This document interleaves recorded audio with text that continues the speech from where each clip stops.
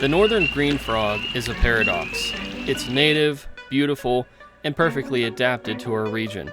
It's the frog children chase near dock edges, and the one we often hear plunking into the water before we ever spot it.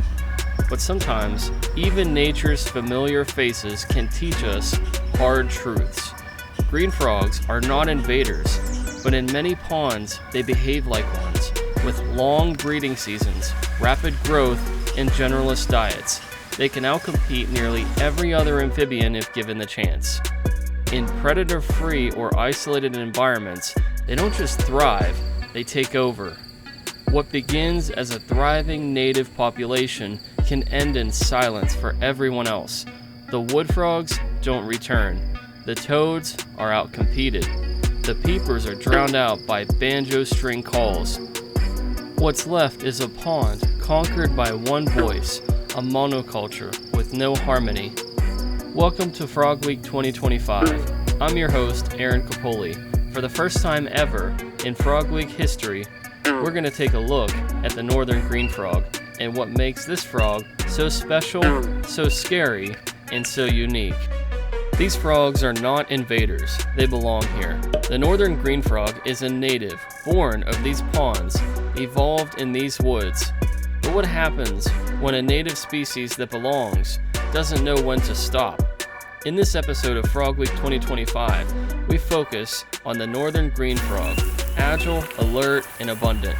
They've colonized every corner of the woods and forests and even the backyards across Pennsylvania. Despite the northern green frog being a thorn in my side, consuming, displacing, and outcompeting and flat-out dominating my beloved American toads, the eastern gray tree frogs, and the wood frogs, I still have a soft spot for all native frogs and toads.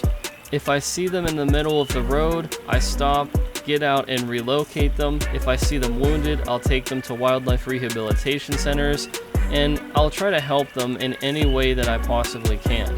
Across the 7 counties, they're definitely one of the most encountered species that I stumble across, no matter the location. A pond, a puddle, a stream, no matter where I am, even a plant nursery, these frogs are always present. The northern green frog has a very long breeding season, starting in late May and running through all of August. These frogs can lay eggs from 1,000 to 5,000 eggs per clutch, and they have very distinct eggs compared to the strings that toads lay and the large masses and clumps that wood frogs lay. Their tadpole stage can take between 3 and 22 months to metamorphosis. 2 years ago, northern green frog tadpoles overwintered in my artificial pools in my backyard. The water froze completely solid, and when it thawed out, I was shocked to see that the green frog tadpoles came back to life, swimming as if nothing happened. But just days before that, I was standing on top of the block of ice, jumping up and down. They have high survivorship in predator-free ponds. Green frogs have a high tadpole survival rate, often dominating the larval community. The northern green frog is not one of our target species for our backyard conservation habitats that we build across the 7 different counties. However, we still are interested to learn how this species is doing in abundance and density compared to the other species in our region. As we focused on creating our citizen science outreach project on iNaturalist, we are counting on the public as well as our vouchers, our audio recordings and pictures to figure out where the northern green frog's population stands compared to the other 6 species that are featured in Frog Week with it. The northern green frog is a real generalist predator. They'll eat many types of insects, spiders, snails, and even smaller frogs. They have a sit and wait strategy, remaining motionless, striking at prey with sudden bursts of their sticky tongue. The northern green frog is also a vector for frog disease. They are hosts of diseases like the chytrid fungus and ranavirus, and they do this sometimes without showing any symptoms.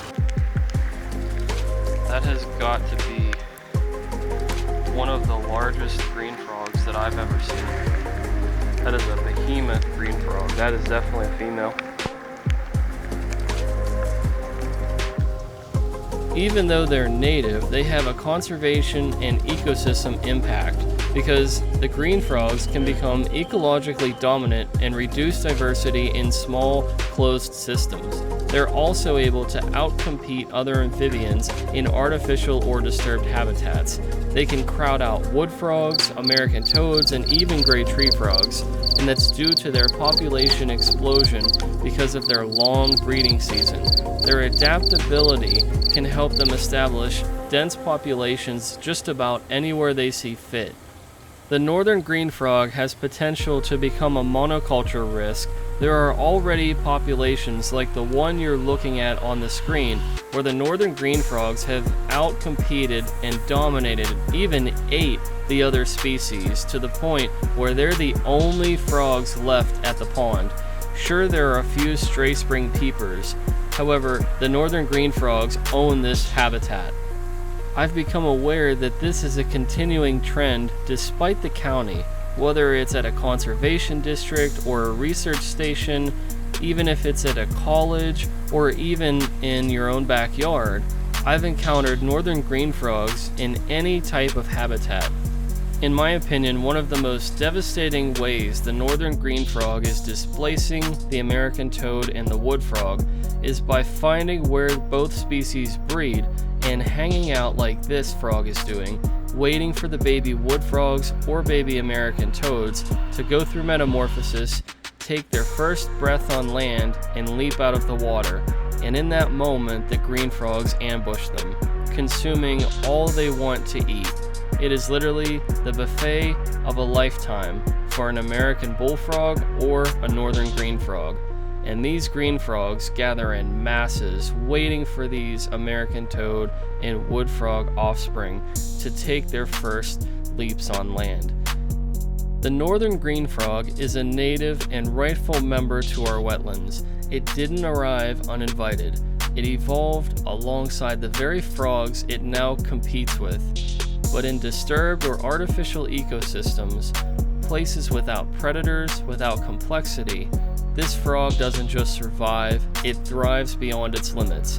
It starts with one, then a few more, and soon, the pond that once held an early spring symphony of wood frogs, an early summer chorus of American toads, and a late summer melody of eastern gray tree frogs becomes a single steady rhythm, the twang of a banjo string, again and again. The green frog didn't attack its neighbors, it just outlasted them. It ate the same food, called louder, bred longer, and in doing so, it slowly silenced everything. The green frog is not evil, it's just successful. As we continue to build backyard habitats in neighborhoods and work with other nonprofit organizations, as we promote environmental stewardship and getting people to care about their local frog and toad populations, this too means the northern green frog is part of that success. As we continue to build frog habitats across the 150 miles that we monitor, we hear the same alarming sound over and over.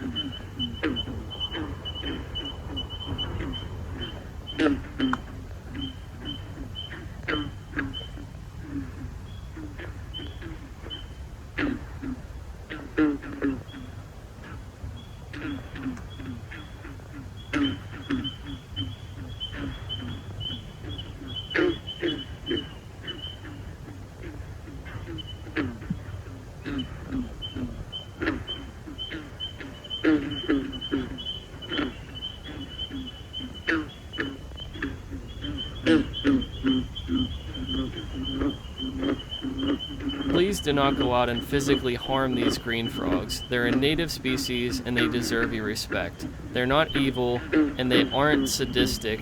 They are just trying to survive along with the other native frogs and toads. If I see one in jeopardy, I still spring into action to help them. I don't demonize them and I don't want you to either. They're a frog that deserves our respect and our admiration in how they were able to dominate among 18 different frogs and toads in our state If you like this episode, consider liking and subscribing and sharing with your friends for more content. I can't wait to share what is coming next as we continue to tell the stories of our local frogs and toads. But that's going to do it. We'll see you in the next one. Thanks.